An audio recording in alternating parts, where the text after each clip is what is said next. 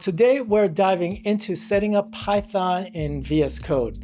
I'm going to guide you through step by step, pointing out what extension to install, how to configure what's needed, and share some tips to optimize your development environment. Whether you're a beginner or a seasoned developer, this video will get you up and running in no time. Okay, so let's jump right in. To get started with using Python with VS Code, you have an option to install Python from its website, python.org, to download and install the latest version for your operating system, whether on Mac or Windows.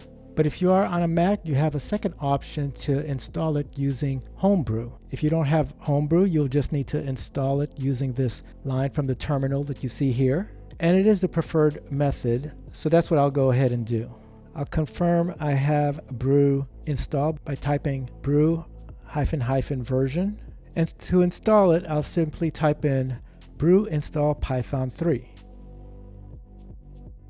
Now to check the version of Python that's been installed, I'll enter Python --version, and there we go. When installing from Windows, make sure you have the box add Python to path checked. On Windows, you'll want to use this command. Now we used Homebrew to install it, but we could have easily downloaded a package which would look like this and install it. Now, the next thing that we want to do is install our Python extension. Now, you might be asking, wait a minute, didn't I just install Python? Why do I need to install the extension? Well, what we actually installed before was the Python interpreter. And if you dug into the documentation, you'll start seeing that they refer to it as Python interpreter there, which is essentially the runtime, which allows you to execute Python scripts and a suite of tools and libraries. But what about if you want to do some fancy things like formatting, linting, and code navigation? That's when the Python extension comes into play. And when you install it, it will also install the Python debugger for debugging Python code. And in addition to that, it will also include the extension for Pylance, which is essentially IntelliSense. So I'll go ahead and install the extension, and you can see the extension for the debugger is installed as well as for Pylance. The next thing that you want to do is create a virtual environment.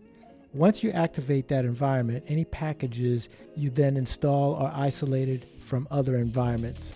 So let me just get started by creating a file that we'll call demo.py, and then just add in a simple print statement. We'll save that and just test it real quick by typing in Python 3 demo.py. Perfect. Now, if I wanted to add a package related to Discord, the common approach is to use the pip command. So if I did that, you'll notice that I get this error because we're in a normal folder that knows nothing about the pipe command and can't manage packages from here. But we could solve this by creating a virtual environment. So if I go to my command palette, Command Shift P, I can type in Python create environment, or select it if I see it on the menu as I do here, which then presents us a list of environment types, of which I'll choose the first one, Venv.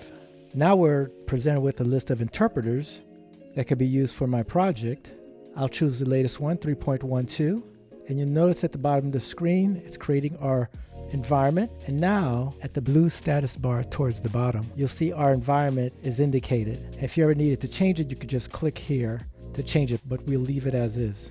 You'll also notice on the left-hand corner, we have a new folder with the extension .vnv for our virtual environment. That includes a bin, include, and lib folder, along with the configuration file. If I try to run this command again, it won't work, but that's just because we now need to essentially refresh our terminal by killing it. I'll open up a new one, Control-Tick, and now you can see the difference in the terminal because the prompt begins with .venv.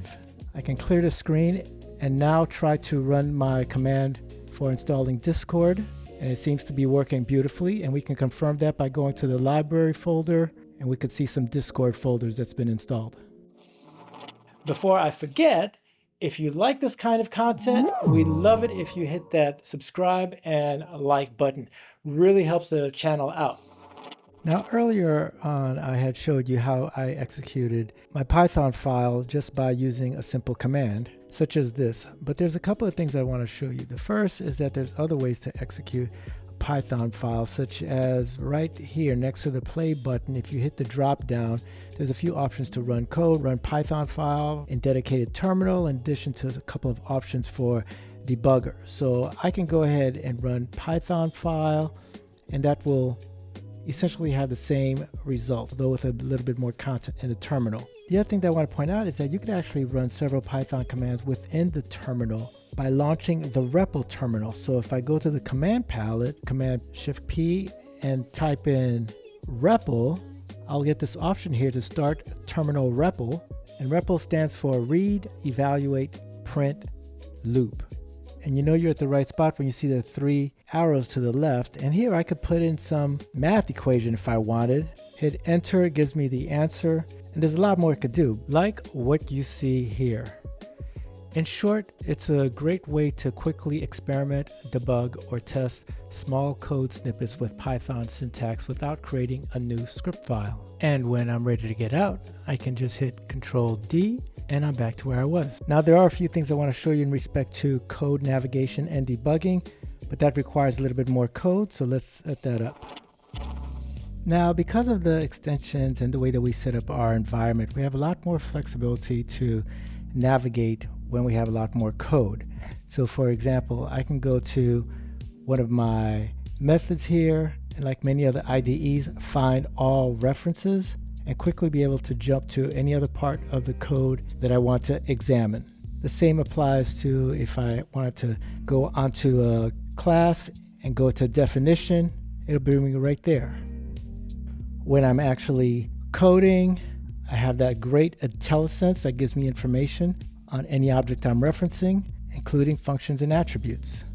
And more importantly, when it comes to debugging, if you recall, when we click this drop down here, we could begin the debugging process with the file here, or debug using a launch.json if we have one configured.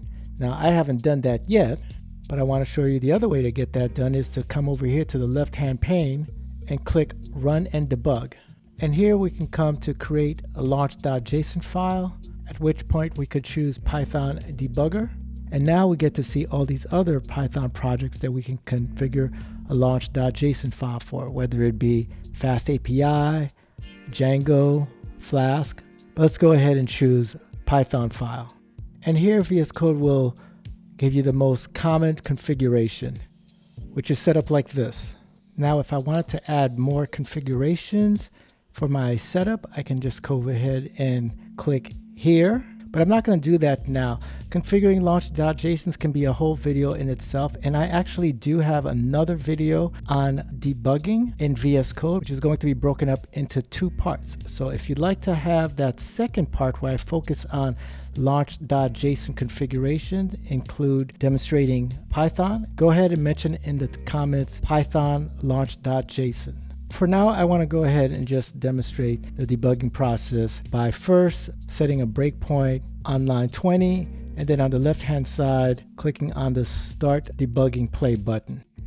And if you're familiar with the debugging process from other code editors, this menu may seem familiar, where we can step over a method, into, out of, restart the process, and stop the debugging process, or just continue. So if I want to go ahead and just step into this current method, it'll bring me there. And you'll notice on the left-hand side, we could start monitoring variables such as wage. If we have any global variables or want to add like specific variables to keep an eye on under watch, we can do that. But at this point, I just want to show how to get the debugging process started. And again, there's another video completely on debugging. But for now, you pretty much have all the basic requirements to move on with your development process with Python in VS Code.